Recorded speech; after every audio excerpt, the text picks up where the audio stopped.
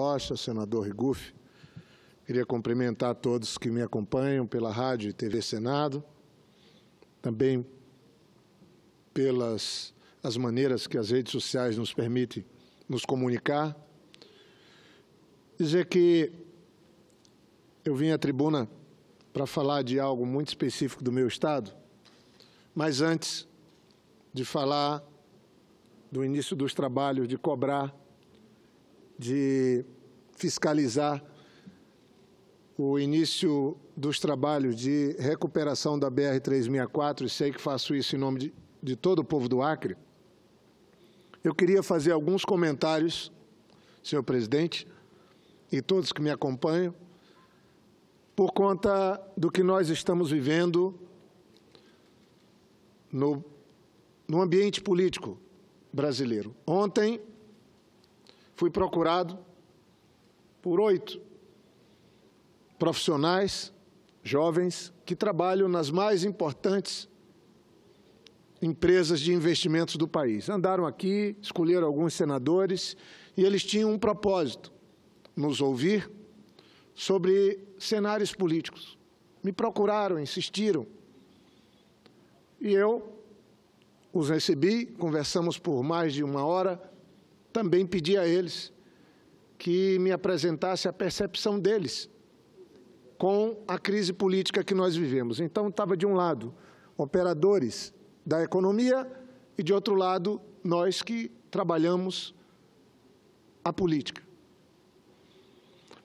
Tudo isso acontece na hora que o Tribunal Superior Eleitoral faz um julgamento histórico, acompanhado por todos os articulistas da grande imprensa, acompanhado pela opinião pública e acompanhado pelo próprio Congresso, que não funcionou como normalmente funciona nesses dias que nós temos essa sessão ou essas sessões que estão fazendo o julgamento do que se chama a chapa Dilma-Temer. É bom que se diga que esse julgamento é em decorrência de uma ação do PSDB, partido que perdeu as eleições em 2014, não se conformou com o resultado das eleições e recorreu ao tapetão, era assim que nós entendíamos, dizendo que a eleição não valeu porque houve abuso do poder econômico e político por parte da chapa vencedora. Foi mais longe. Alguns líderes do PSDB acusaram o meu partido, o PT, agrediram, xingaram, se arvoraram, cheios de razão, a apontar o dedo para todos como se culpa nenhuma tivesse. Passaram-se quase 3 anos, 2 anos e meio, presidente Paulo Rocha. E o resultado é desastroso para aqueles que entraram com os recursos. Porque não só agora não conseguem explicar a podridão que estavam metidos, como também tem extrema dificuldade para tornar público os seus interesses, já que agora, depois do falseado impeachment, do golpe parlamentar, eles são parte do governo que não passou nas urnas e que veio dessa ação parlamentar capitaneada pelo ex-presidente da Câmara, Eduardo Cunha, pelo próprio atual presidente, Michel Temer, e pelas lideranças que dão sustentação a esse governo aqui no Congresso. E veja, parece até que é o feitiço se virando contra o feiticeiro. É um pouco disso, sim. É um dito popular, mas que talvez traduza bem o que eles estão vivendo. O presidente se pegando a todo custo, tentando interferir no Superior Tribunal Eleitoral, mudar votos. A imprensa inteira está perplexa quando descobriu os crimes praticados pelos ocupantes do Palácio. algo que todos nós sabemos. Ora, os partidos políticos estavam operando, vencendo eleições, atuando em eleições assim. Eu cheguei, numa conversa com autoridades do judiciário, a dizer: troque os tesoureiros dos partidos, que vai dar a mesma coisa. Porque não se trata de um ou outro partido que tenha o mal feito. Se trata do sistema político brasileiro. E eu queria, presidente Paulo Rocha, Vossa Excelência fez algumas referências a isso. Eu acho que chegou a hora, nesse julgamento que o TSE está fazendo, que, no fundo, não era a chapa Dilma Temer. O TSE está nos julgando a todos, todos os partidos, todos que têm mandato eletivo. E vai dizer, mas tem as exceções? Sim, claro que tem exceções. Alguns cometeram crime, outros erraram, outros precisam dar explicações. Mas eu acho que chegou a hora de todos nós que estamos na política, que procuramos desenvolver atividades públicas na política para ajudar a melhorar o nosso país, os nossos estados, as cidades que moramos, eu acho que nós precisamos fazer uma espécie de pedido de desculpa coletivo, seja por omissão, seja por conivência, seja porque cometemos ou foram cometidos erros gravíssimos. Aquele julgamento não é da ex-presidente Dilma, não é nem do atual presidente, é de todos nós, é do sistema político partidário brasileiro, que venceu sua validade, que perdeu o respeito da sociedade porque não conseguiu se livrar das tentações e procurou estabelecer uma conivência com o mal-feito, com a corrupção, com o abuso do poder. Isso é um fato. Não significa dizer que todos têm que assumir que cometeram um crime, não. Mas erros, certamente, todos nós cometemos. Então, teríamos que ter humildade de, nessa hora, entender que o julgamento do TSE é o julgamento de todos nós, dos 81 senadores e senadoras. Não adianta vir à tribuna querer apontar o dedo para ninguém. E se tivéssemos essa humildade, se tivéssemos o bom senso e o senso de responsabilidade com o país e com o nosso povo, nós teríamos algum entendimento para mudar de novo o governo, tirar o governo que está ali no Palácio, que já não se sustenta em pé, que não tinha respaldo popular, mas agora perdeu o pouco apoio que tinha de setores da grande imprensa e da nossa sociedade, e que agora tenta se manter no poder às custas de um custo muito caro para as instituições e para a vida pública nacional. Quanto vai custar, quanto custará se sobreviver ao TSE, que é o que se divulga, que já garantiu os votos para sobreviver ao TSE, mas duvido que vá sobreviver à independência, à seriedade, aos argumentos, à materialidade do voto do relator desse processo, o ministro Herman Benjamin. Um ministro que é respeitado por todos, de A a Z, e que parte do Brasil talvez não conhecesse ainda, mas que hoje a própria imprensa, numa voz só, fala que ele tem sido brilhante. E quando um juiz é brilhante, é porque não é que ele está refletindo luz, ele está sendo brilhante porque ele está sendo um juiz discreto, profissional e faz aquilo que o juiz deve fazer, julgar de maneira isenta. Isso é parte da história, esse julgamento do TSE. Mas é uma pena que parece que a ficha não caiu para a classe política, que quem está sendo julgado somos nós. Volto a repetir, é provável que nos próximos dias a Procuradoria-Geral da República entre com uma representação contra o senhor presidente da República, alegando que ele cometeu crimes. Quanto vai custar para o país, para o cidadão brasileiro, para a tão sonhada retomada do mínimo de estabilidade institucional, política e econômica do país, um processo desse debatido na Câmara dos Deputados, com as vísceras de um caso de polícia, de um governo sem legitimidade sendo debatido ao vivo, passando na rádio, passando nas televisões, indo para as redes sociais. Será que não está na hora do bom senso prevalecer? Eu não estou fazendo aqui aquilo que o poeta escreveu na música, a volta do cipó de aroeira no lombo de quem mandou dar. Eu acho que não é hora de tripudiar em cima de ninguém.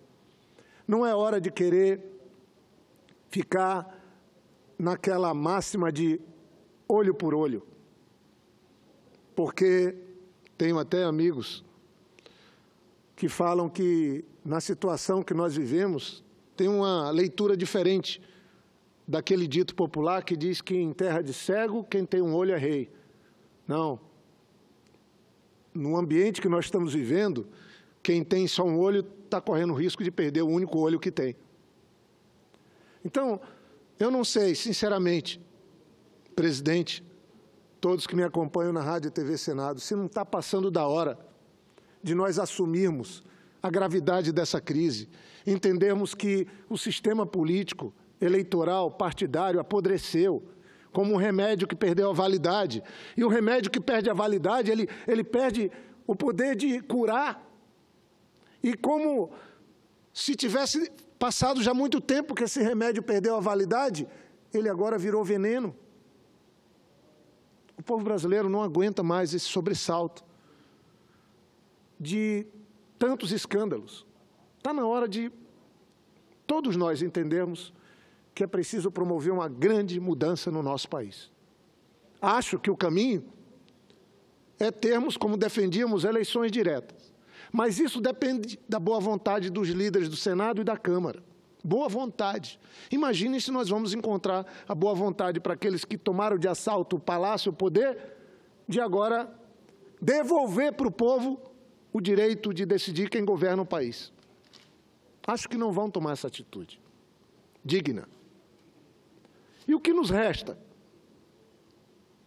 Agir, buscar o mínimo de bom senso.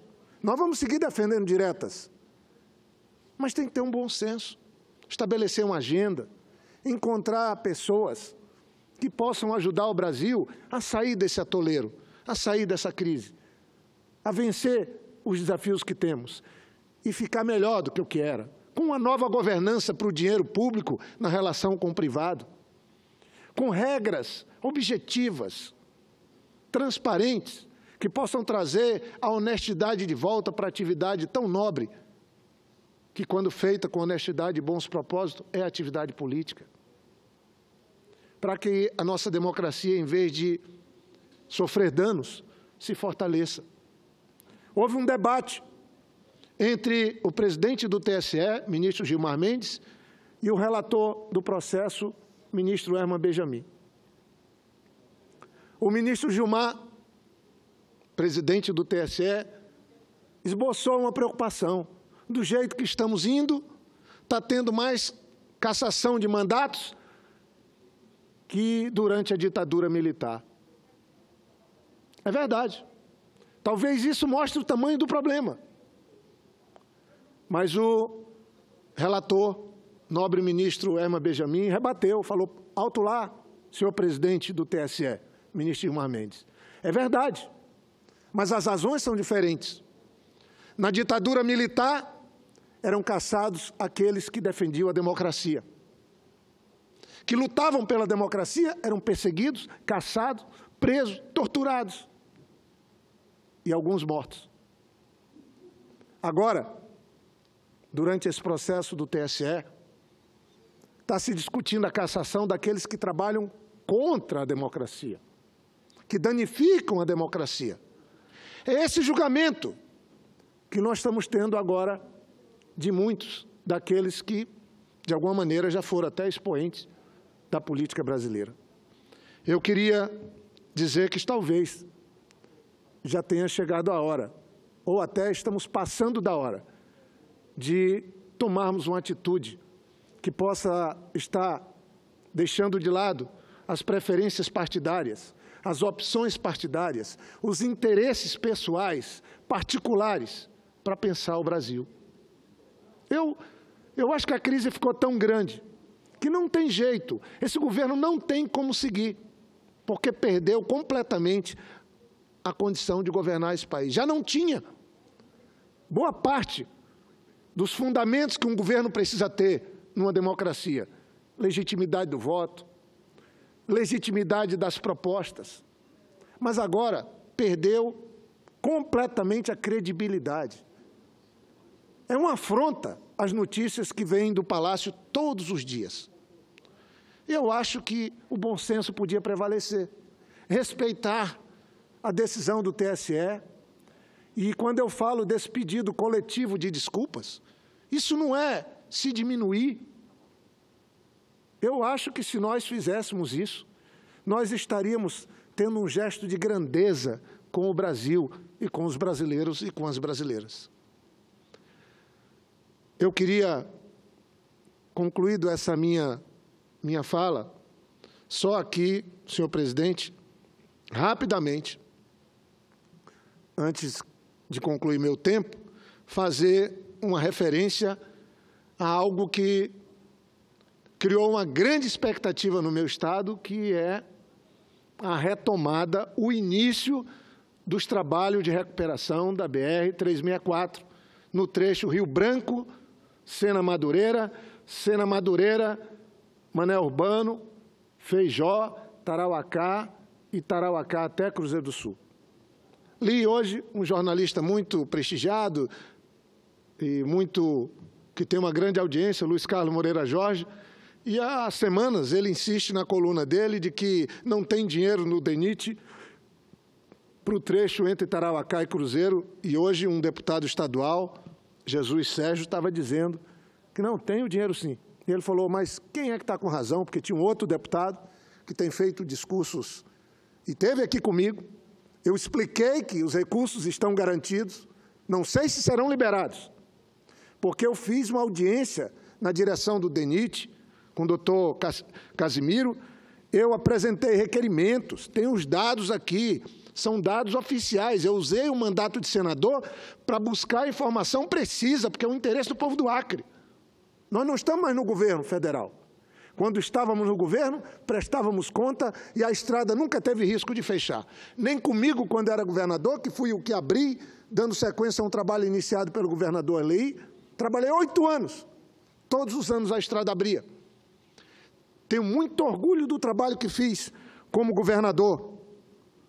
Às vezes, alguns, eu espero, desavisadamente cobram, mas o trecho entre Feijó, município tão querido, e Tarauacá, feito pelo meu governo, feito pelo Jorge Viana, dizem alguns, está acabando ou acabou?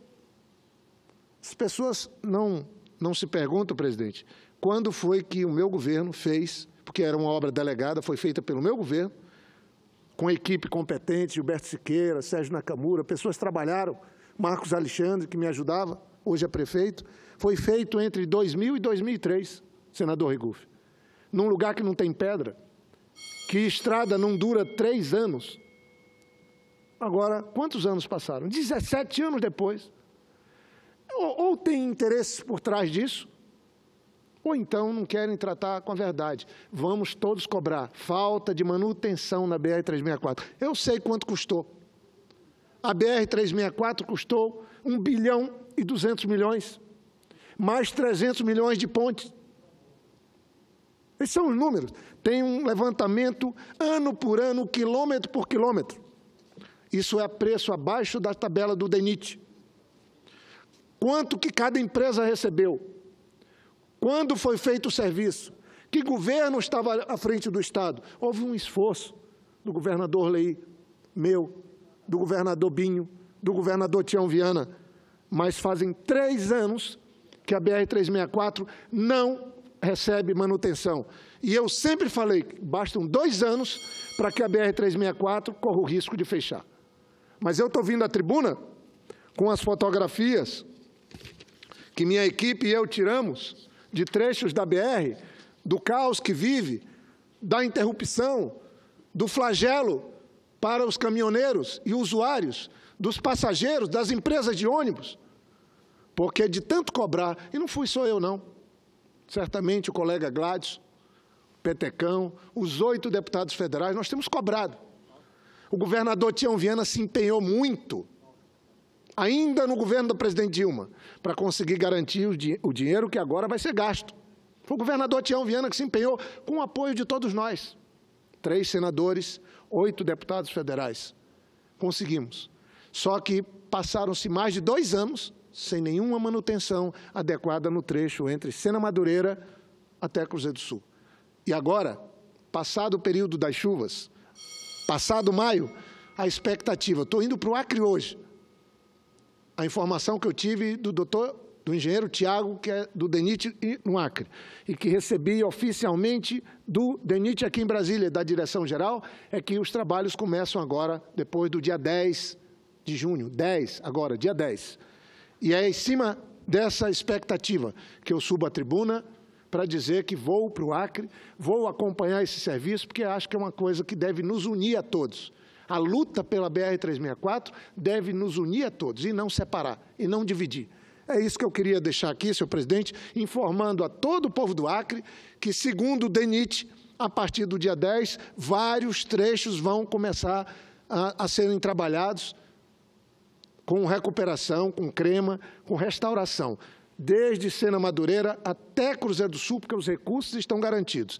Eu estou preocupado com cadê os equipamentos, quais as máquinas, a contratação de pessoas e também com a qualidade e a velocidade com que esse trabalho vai ser executado. Porque não temos mais do que 5 meses de trabalho para reconstruir trechos da estrada que estão abandonados há muito tempo. A estrada foi uma obra delegada por 15 anos ao governo do Acre e agora ela segue sendo uma obra de inteira responsabilidade do governo federal, mas é nossa também, a responsabilidade é nossa também. Nós é que fazemos o orçamento, nós é que temos mandato e nós temos que acompanhar, defender os interesses de todos os moradores do Acre, lutando pela 317 e pela 364, que são 2 rodovias federais no meu estado. Obrigado, senhor presidente.